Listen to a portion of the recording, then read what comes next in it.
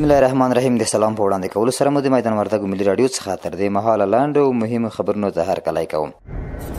د اسلامي امارت زعیم ولی قدر امیر المؤمنین حفظه الله د لوی اختر په مناسبت پیغام کې ویلي چې اسلامي امارت د فلسطین له مظلومو خلکو څخه یو ځل بیا خپل ملاتړ اعلانوي.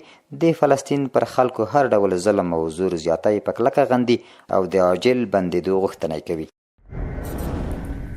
د فرمانونو او حکمونو د تعقیب او نظارت لوی رئیس مولوي شمس الدین شریعتی د بې کیفیته تیلو د وارداتو مخنیوي په اړه خبري کنفرانس کې له ټولو سوداګرو غوښتي چې هیواد ته د بې کیفیته تیلو له واردولو ډډه وکړي.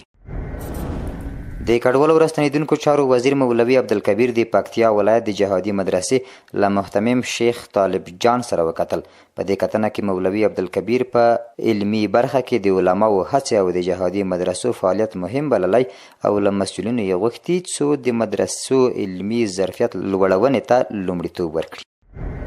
آذربایجان کې د اسلامي امارت سفیر ډاکټر محمد فیصل د یاد هیواد د ولسمشر له مرستیال حکمت حاجیوف سره وکتل. باکو کې د اسلامي امارت سفارت وایي چې د کتنه کې د دوه اړخیزو اقتصادي، سیاسي، ترانزیتي او سوداګریزو اړیکو پر پراختیا خبرې شوې دي.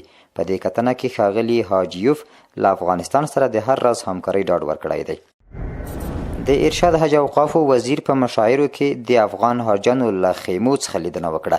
د ارشاد حج اوقافو وزیر او په سعودي عربستان کې د حج بعثې عمومي رئیس شیخ نور محمد ثاقب د حج مناسکو ته د چمتووالي په لړ کې د حج خدمتونو د کیفیت د ارزونې په موخه په مشاعرو مینا او عرفات کې د افغان حاجانو له خیمو څخه لیدنه وکړه. د لیدنې پر مهال ښاغلي ثاقب وویل چې د افغان حاجانو خیمې په یوه مناسب ځای کې موقعیت لري او اړینې اسانتیاوې پکې برابرې شوې دي. نوموړي د حج د مناسکو په ښه ډول ادا کولو په موخه افغان حاجانو ته په بېلابېلو برخو کې د لا زیاتو اسانتیاوو په برابرولو ټینګار وکړ.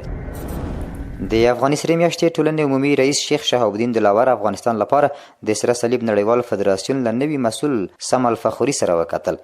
په دې کتنه کې د افغاني سرې میاشتې عمومي رئیس د سره صلیب نړیوال فدراسیون له اوږدمهاله مالي ملاتړ او د دې فدراسیون د پخواني مسؤل له هڅو مننه کړې ده.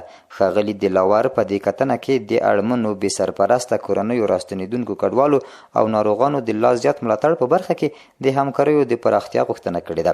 ورته مهال ښاغلي الفخوري د سفارتونو او د ملي ټولنو له لارې اړمنو ته د مرستو د راجلبولو ډاډ ورکړی دی.